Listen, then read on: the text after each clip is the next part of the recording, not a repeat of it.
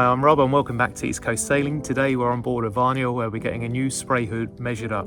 Now this boat was built in 2006, which makes the original spray hood 17 years old, so it's definitely time to replace it. The spray hood is heavily stained with mould and algae growth, and you can see the stitching is fraying and coming away through years of scrubbing and UV degradation. Considering this spray hood is 17 years old, it's not in bad shape and you can see the original Benito logo. The front window is divided into 3 sections and the middle section can be unzipped and rolled up to improve airflow on hot days. All the original spray hood hardware will be reused, from the insert tracks as well as the poles. It means we don't have to drill any new holes in the boat and will save a little bit of money. I also have a full bimini enclosure that covers the whole cockpit, which will need to connect onto the new spray hood. I'm joined by Tom from Sail Medic in Ipswich. I found Tom's details when I went to go and view a couple of boats in Ipswich, and I saw one that had a brand new sail hood fitted that day. I was really impressed by the quality and the fitment because I've had a previous spray hood made before from an old one and I always find the fittings never the same. Tom met me at Worcester Marina 20 minutes after the initial inquiry, bringing all his material samples. We walked the marina for inspiration and cherry-picked the best ideas to come up with a custom design that suited my boat.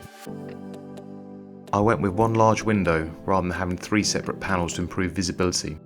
I also added the side windows because I think they're great for keeping a lookout. I also added a top zip so I could use the existing bimini.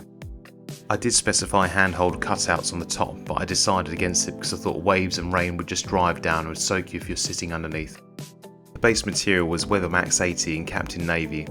I paid a deposit and waited for the perfect windless day to do the patterns, which took us to early December. The spray hood support poles are checked for symmetry, the midpoints found and fixed in position with the orange paracord. Checks are also made with the yellow rope which show the previous position. Tom's adding electrical insulation tape over the top of the poles. The double-sided sticky tape can be added to this, and once it's removed it won't leave any sticky residue on the poles.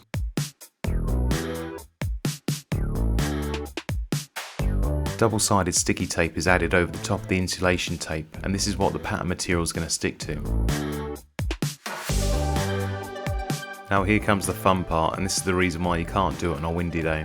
The pattern material is called Fibertech and you can get it from Hawk House. It's cheap and it has no stretch, and that's what you need when you're making up patterns. The pattern material needs to be translucent so you can trace over the outline of the adjacent patterns to ensure a perfect fit.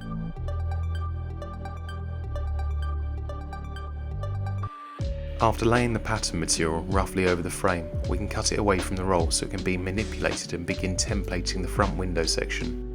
The double-sided sticky tape is pretty forgiving. You can lift the pattern material up quite a few times and readjust it to get the perfect tension. Start from the middle of the panel working outwards, pulling the material tightly, removing any creases.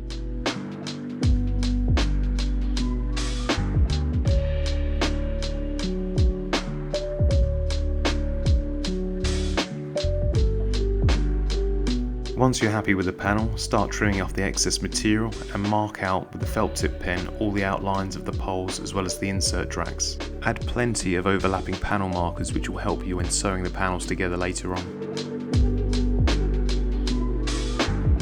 And you can see the last panel is finally being fixed in position. The whole process is very delicate and requires patience and precision.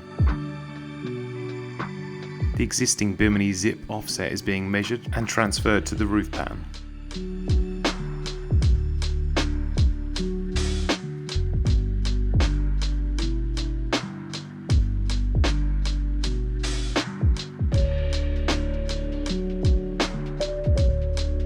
Like all great artists, Tom signed his canvas, and this was one piece I was really looking forward to seeing, so let's fast forward and see the final product.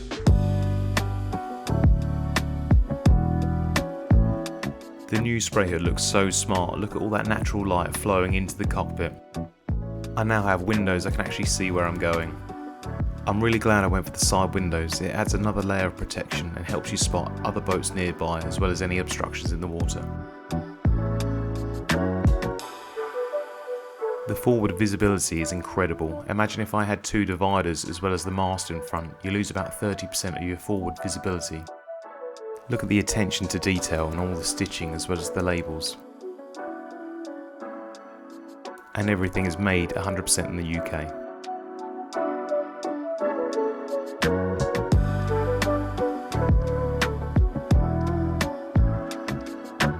Even the bimini of zips have been concealed on the top.